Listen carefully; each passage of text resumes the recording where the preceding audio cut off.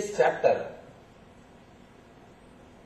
Krishna shows his cosmic form to Arjuna, gives him the experience of universal consciousness. First time, Arjuna is experiencing it. From the beginning, from first chapter, he is only hearing. Again and again he is hearing. Yesterday he heard the complete, full expression. He says, Krishna declares how he is present in every level, how he is in every way. He says, among the rishis, I am Narada.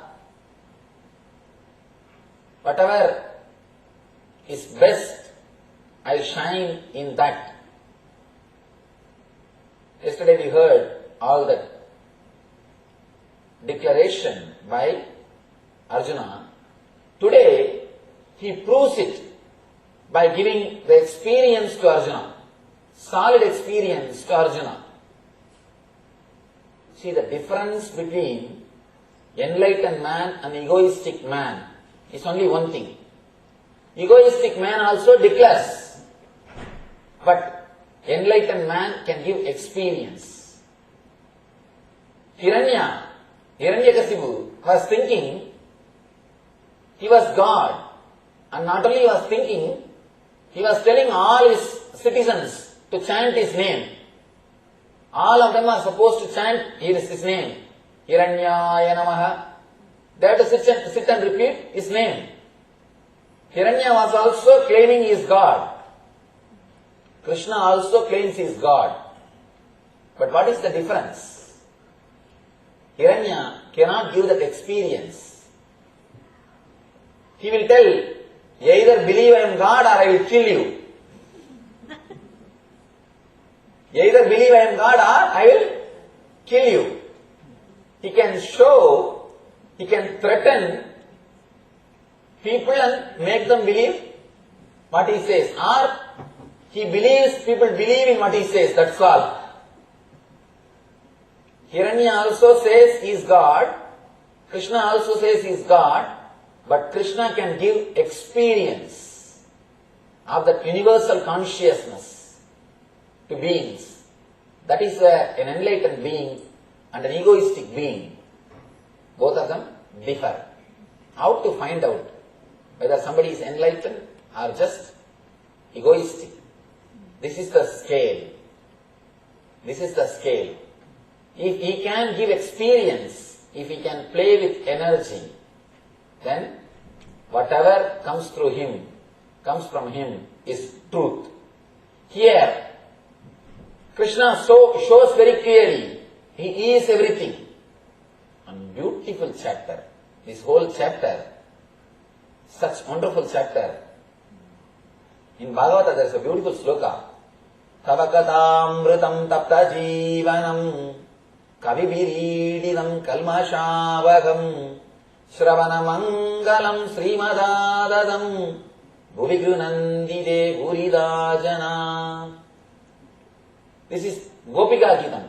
Gopis, they sing, O Krishna, Tava Katamritam means your words and words about you. Katamritam. Words of immortality. Words of nectar. Your words and words about you. On you and by you. Both. Tapta Jivanam. Kavivirididam. Kalmashabhagam. Shravana Mangalam. Srimadadatam. Shravana Mangalam. Just by listening, it creates auspiciousness in us. Shravana Mangalam. Srimadadatam. Bhuvigrunandide Bhuridajana. It is worshipped or expressed as the highest thing by the great rishis or by the great people. The people who experienced you, they again and again and again feel the joy by speaking about you, by repeating your words. Tavakatamritam tapta jivanam. They just rejuvenate our whole being. Kavivirididam kalmashabagam Shravana Mangalam Srimadaadatam. Just by listening, it transports us to a different plane. If we fall in love with Krishna, if we have really started enjoying his words, this is the chapter to enjoy. Here, he is not giving any teaching, no teachings. This whole chapter, practically no teachings is given. He doesn't say do this, do that, be like this, be like that. No. All the intellectual stuff is over. All do's and don'ts are over. The vidhi and nisheda is over. No more vidhi, no more nisheda. Straight away he gives experience. He shows very clearly, I am everything.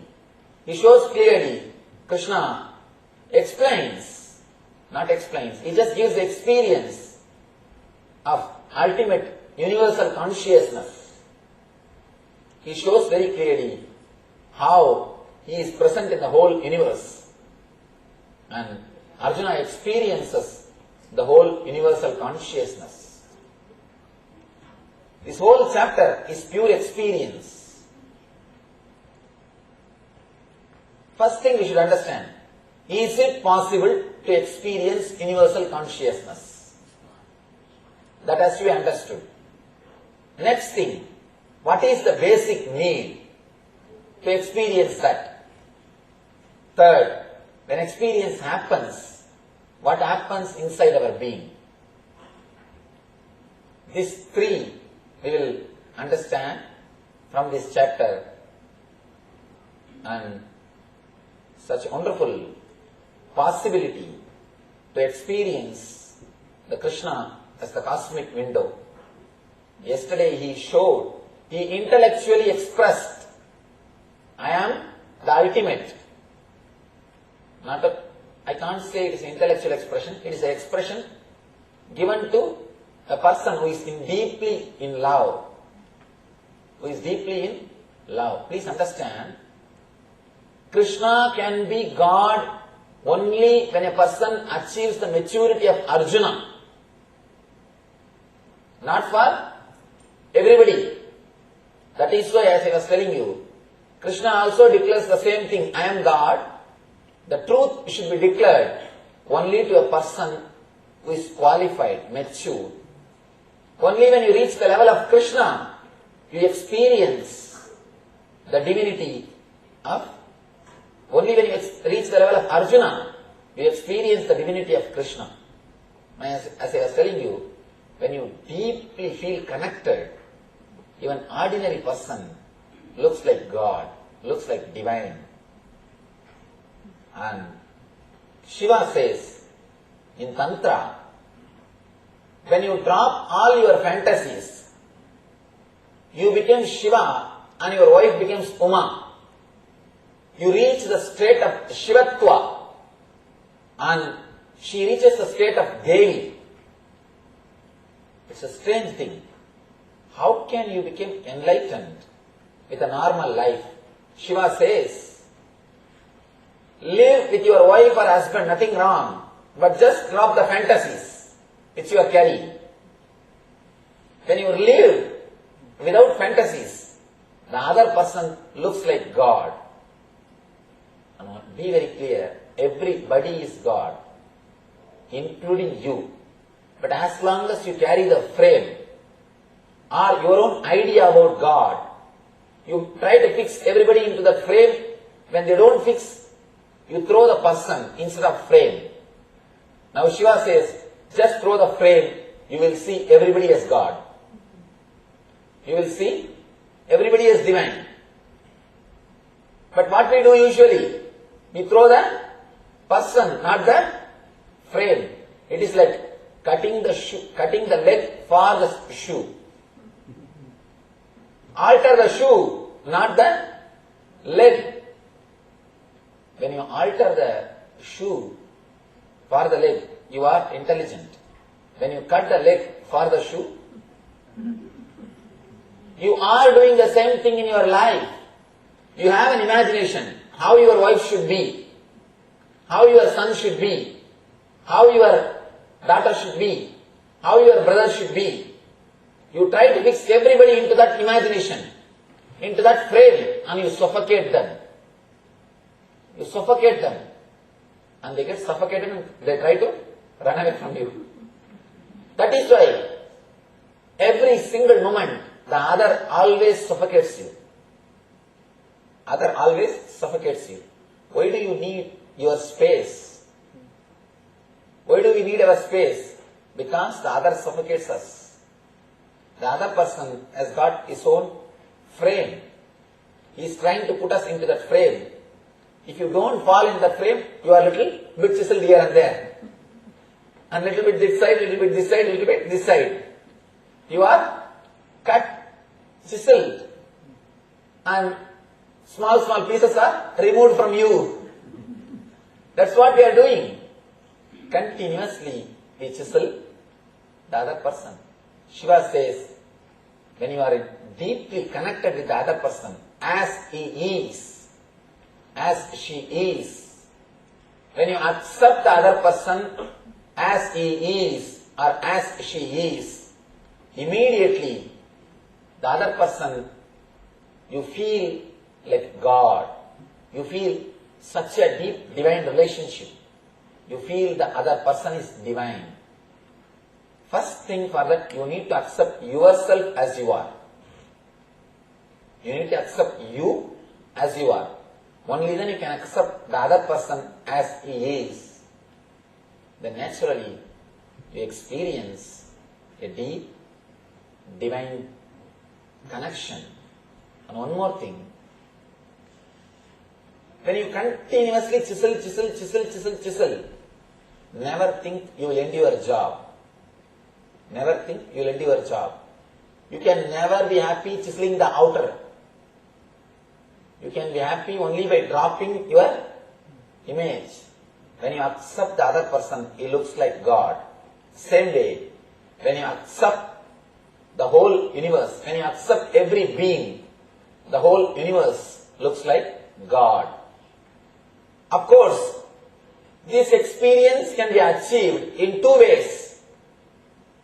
Please understand, this experience can be achieved by two ways. One, by your own tapasya, acquiring maturity, again and again understanding, achieving the maturity, you experience that. Second, by pouring tremendous energy into your being, a master can give this experience. By bringing you to that frequency, master can also give you this experience. Both the way it can happen. But one thing, unless you are at least little mature, the experience will not stay even if master gives you. That is what happens here. In the end of the Vishwarupa Darshana Yoga, Arjuna says, no, Krishna, I am not able to bear. Enough, I enjoyed, it's okay. I asked you, it is true. But now I think it is too much. Please show me your normal form.